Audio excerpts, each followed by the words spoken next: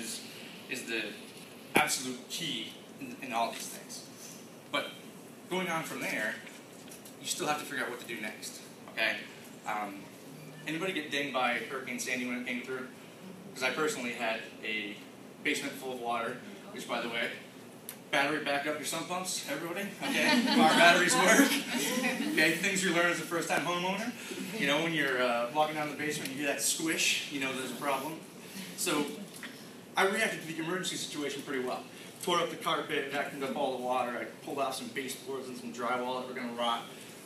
And then I was like, okay, I have an empty basement. Now what do I do? So, you know, I go to the Home Depot. I have my list of things I think I need. You know, you walk into this giant warehouse, and I'm like, okay,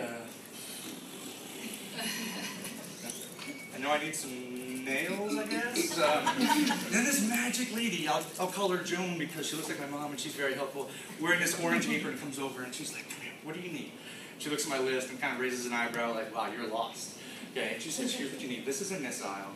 This is in this aisle. We actually have a workshop coming up where you can learn how to do the baseboard and use a miter saw and this and that. She was so helpful. She sat me down, gave me some water, she rubbed my neck, and that some of this may be an exaggeration, but the whole point is that she relieved a lot of the stress that I was having. She let me know that there was help out there, that there was somewhere I could turn to make sure I was doing the right things. Okay? And if the allegory here isn't perfectly clear, Help Me Grow 211, they're basically wearing those orange aprons. Okay?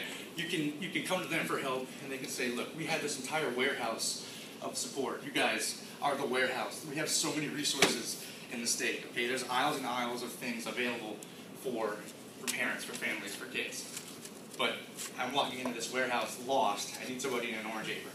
Okay, now what this is all about. The next thing to do once you've diagnosed things is to sort of form a plan. What are you going to do with your kid to assure that things go as well as possible? Again, outcomes at the end of the day are what's important. Okay. So 211 and Help Me Grow, they have access to that huge database we talked about, the warehouse. Okay, they can help you to sort through things like the early intervention services, which primary care and which specialty providers are going to be useful to you going forward, which assessment tools are important for you, even things we've heard mentioned about financial services, which companies accept Medicaid. Again, for me, finding out that AJ qualified for disabled child Medicaid was fantastic, because I can use some of the private insurance to get as many visits as I can for my occupational therapy and speech, and that gets supplemented by Medicaid, so you know we can cover a year's worth of therapies by combining the insurances. I never would have really figured that out on my own, because what reason do I have to have that information in my head in the first place? So these types of things that you might not even know you need are the whole point of Help Me Grow. So here we are. At this point, we've identified the problem. We've got some strategies and some plans. We've got some ideas about what to do. Going on from there, you have to make this all work together. You know, so for me, I have a big calendar on the wall. I know some of you other type A's in here will know what I'm talking about. You have like the different color pens for different events. Like mom's are black and my sons are blue, and you know, here's the events we have to figure in. So we found out that you can do OT at Christiana on Wednesday mornings, Friday afternoons, but there's only PT available at AI. You have to go to AI for that. But that conflicts with the school, and you're trying to sort things out, right? Pretty soon you feel a little tug on your pants, and your 2-year-old's there. Hannah, why are you naked? Is that your wallet? Those sentences were actually uttered back to back last week. Okay, why are you naked, and is that my wallet? She said, I don't know, and yes. Okay. This time, however, my wallet was dry, which is an important distinction from previous times I've asked that question. The point with this little story is that it's difficult to arrange things. It's difficult to schedule things. And families with special needs kids may have other kids. You know, my 2-year-old gets dragged to appointments. She has to skip swim class because we were in the hospital today. There's so many things I want to do with her, and I feel like I'm shortchanging her because I have a kid with special needs. And that's hard, because you want to give all your kids every advantage they can possibly have. You know, just because I have a kid with a seizure disorder Doesn't mean that Hannah, well, you'll figure it out, kiddo. You're fine. Now, she is brilliant. She might take over the world, so be nice to me. I'll get you in with her when she's the queen of the world. Okay? I promise. She's good people, though. Don't worry. So she'll take care of herself, but at the same time, I want to provide her with every opportunity I can. So this, again, goes right back to 211, Help Me Grow. There are a network of social services. There are a network of transportation options, child care options, these kind of things where I can get Hannah involved somewhere. Hey, you go to Terrific Twos, you go to Parents as Teachers, you go to Stay and Play.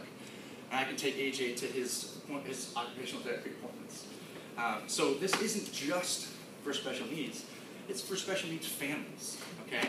There's additionally mental health options. There are counseling options. There are support groups that you can get involved with. And some of you guys are nodding because you're like, yeah, that's me, that's me. It is you. Again, you guys are the big warehouse, okay? We are only here to help people negotiate the warehouse. You guys are very important to us. At the end of the day, I keep saying at the end of the day. At the end of the day, what we want, again, best outcomes possible, okay? How do you get the best outcomes possible? Early intervention, connecting to the services you need, and really as a parent being an advocate, okay? But if you don't know what to advocate, you can't be an advocate, okay? Just little things like, you know, push through and make sure your kid gets the IEP you need, okay? But I didn't know what an IEP was until I needed one. So maybe someone at Help Me Grow says, are you in an early education program? If you are, what's your IEP? When was it updated? And I say, is that like an eye test? He has good eyesight. Is that what you're talking about? No, we need an education protocol for your kid and that kind of stuff. So knowing what you even need to have is also very important. Okay, so I just want to thank you guys all again for coming. Again, you guys fill the warehouse. You're very important to us.